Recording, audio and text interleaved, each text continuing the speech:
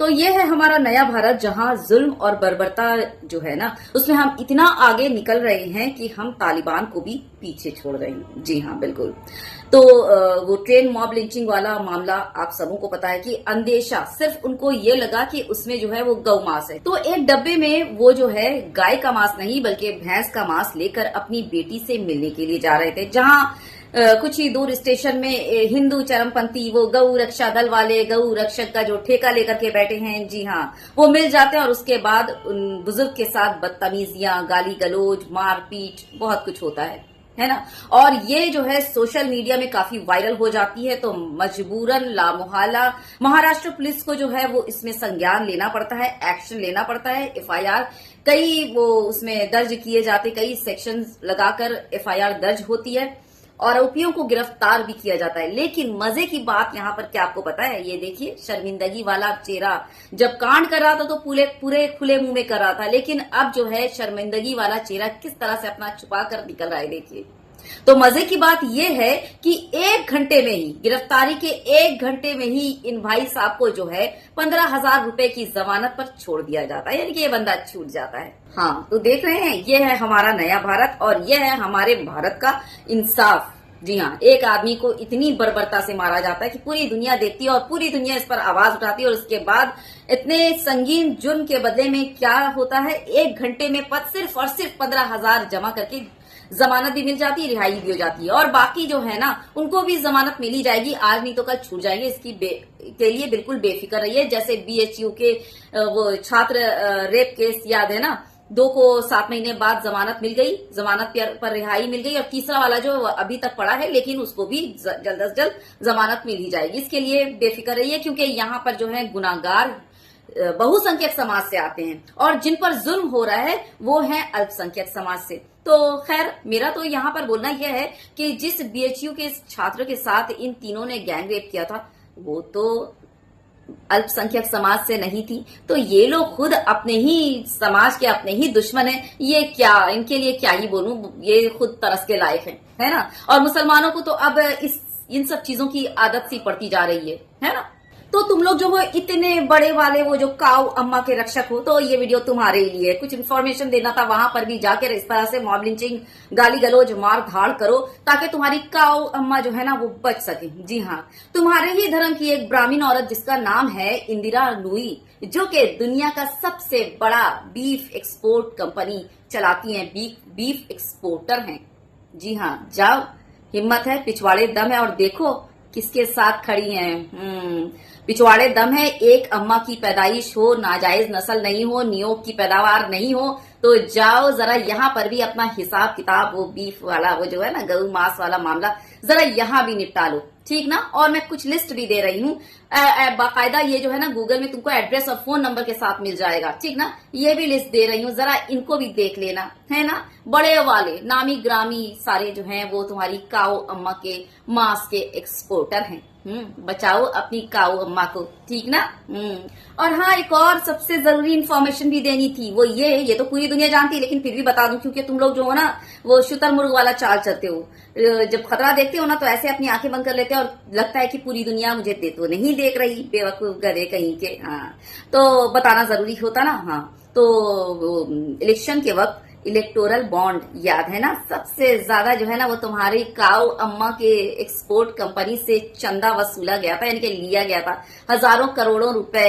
हाँ, जरा वैसे जाकर ना वैसे ही चपत लगाना जैसे उस बूढ़े शख्स को लगा रहे थे, वैसे ही लहूलहान करना जैसे उस बूढ़े शख्स को कर रहे थे। और इन बीफ एक्सपोर्टर जो मालिक हैं इन सब से ठीक वैसा ही रवैया अख्तियार करना जैसे उस बूढ़े शख्स के साथ कर रहे थे। मारपीट, गाली गलौज जितनी हो सके अम्मा बहन करना, एकदम फुल ऑन, ठीक ना। जरा मैं भी तो देखूं कि कितने बड़े वाले तुम लोग जो हो काऊ अम्मा के अपने रक्षक हो, मैं भी तो जरा देखूं और पूरी दुनिया देखे, है ना। वरना तुम लोग तो दोगले ही करार दिए जाओगे, और दूसरी बात नपुंसक भी कहलाओगे, नपुंसक। वो क्यों? क्योंकि कमजोर, बूढ़ा, अकेला आदमी देखकर उस पर सुअर की झुंड बनाकर उस पर झपट पड़ना, ये नपुंसक की निशानी है, बिल्कुल। चल, अब तुझे कुछ तेरी गऊ अम्मा के जो है बलात्कारियों से मिलाऊं और तेरी गऊ अम्मा को काटने वाले से भी मिला दूं, है ना। ये देख, बुद्धेश उर्फ शेर सिंह, हाँ, तेरी गऊ अम्मा का हत्यारा, मामला झारखंड। अब ये दूसरा देख, इंदौर में 2000 तेरी गौ अम्मा का खाल चमड़ी उधेड़ करके जो है ना ट्रक में भरकर लेकर के जा रहा था। और सारे अपराधियों का नाम क्या, सुन ले, सुन ठीक से सुन, कान खोलकर सुन। राम भजन उपाध्याय, उमेश मिश्रा और रवि शंकर। नाम से तो पहचान ही गया होगा, है ना। चल तीसरा देख, यह है छोटू मालविया। नाम से तो समझ गया ना। हाँ, रोज रोज रोज रोज रोज तेरी गौ अम्मा के साथ क्या बोलूं, वही करता था, यानी कि रेप करता था, रेप। अब देख ले एक जो है न्यूज जिसमें जो है तेरी गौ अम्मा की बेटी के साथ भी वही तेरी गौ अम्मा की बेटी यानी कि तेरी बहन, हाँ, उसके साथ रेप, दुष्कर्म, क्या बोलूं, सच में कैसे कैसे लोग रहते हैं इस दुनिया में, बताओ जरा।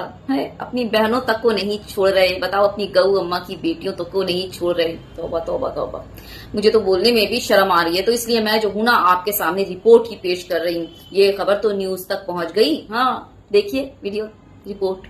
3 माह की बच्चिया के साथ किया दुष्कर्म, बच्चिया हुई लहूलुहान। मौजूदा समय में न केवल इंसान बल्कि इस वक्त जानवर भी सुरक्षित नहीं है। उनकी आबरू भी लूटने के लिए इंसान रूपी जानवर इस धरती पर मौजूद है। इंसानियत को शर्मसार कर देने वाला यह मामला कहीं और का नहीं, श्री कृष्ण की नगरी मथुरा का है, जहाँ थाना जमुना पार्क क्षेत्र की रोशन विहार कॉलोनी में गुरुवार की अंधेरी रात में बॉबी पंडित नामक इस युवक ने 3 माह की बच्चिया के साथ दुष्कर्म किया। इसके बाद बच्चिया दर्द से करहा उठी और तड़पती रही। बच्चिया के मालिक हरिचंद को इस घटना के बारे में तब जानकारी हुई जब वह सुबह चारा डालने के लिए गया तो उसने देखा कि बच्चिया के गुप्तांग में से खून निकल रहा है और वह दर्द से तड़प रही है। और पता लगाने पर मालूम हुआ कि बच्चिया के साथ उसके ही पड़ोसी बॉबी पंडित ने दुष्कर्म किया है। हरिचंद ने इस घटना की जानकारी सर्वप्रथम श्री खाटू श्याम गौरक्षा दल को दी, जिसके बाद गौरक्षा दल भारत के संगठन मंत्री हेमंत कुमार शर्मा अपने दलबल के साथ वहां पहुंचे और बच्चिया का प्राथमिक उपचार किया और पुलिस को इस घटना के बारे में सूचना दी। घटना की सूचना मिलने के बाद पुलिस भी मौके पर पहुंच गई और आरोपी को गिरफ्तार कर लिया और इस मामले में पशु क्रूरता अधिनियम धारा 11 के तहत मुकदमा हाँ, तो देख लिया। मेरे हिसाब से तो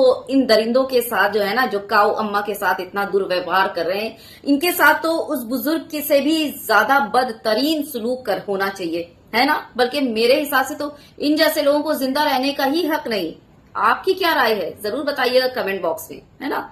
और जो है क्या बोलूं, खैर कमेंट बॉक्स में अपनी राय दे ही दीजिए कि आखिर इन जैसे इन काऊ माता का इतना अपमान करने वालों के साथ क्या सलूक होना चाहिए इन मॉब लिंचर्स के हिसाब से, बोलिएगा।